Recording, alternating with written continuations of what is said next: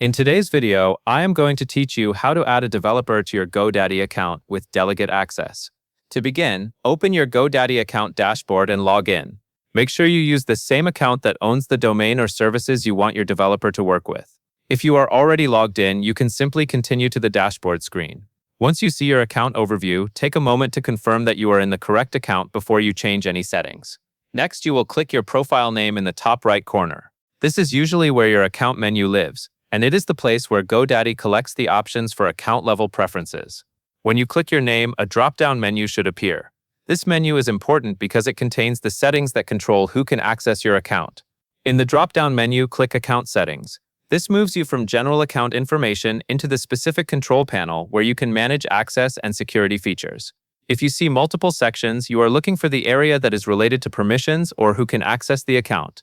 Go ahead and select Account Settings. Then wait for the settings page to fully load. Once you are on account settings, find and click Delegate Access. Delegate Access is the feature that lets you invite another person to help manage parts of your Godaddy account without giving them full control. This is useful when you want a developer to perform tasks like updating products, managing domains, or assisting with account operations, while keeping you in charge of overall security. After you open Delegate Access, look for the card that says People Who Can Access My Account. In that section, click Invite to Access.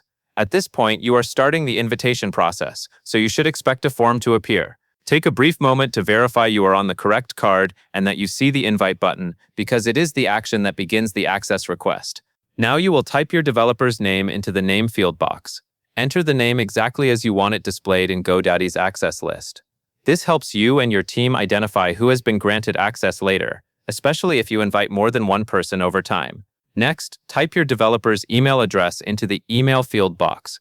Use the correct email that your developer can access and check regularly. This is the email that Godaddy will use to send the invitation, so accuracy matters here to avoid delays. After entering the name and email, you will check the box next to your preferred access level. Choose the option that matches what your developer actually needs. For example, you may select Products and Domains if your developer should manage products and domains, or manage products if their role is limited to product management. This step is important because the access level determines how far the developer can go within your account.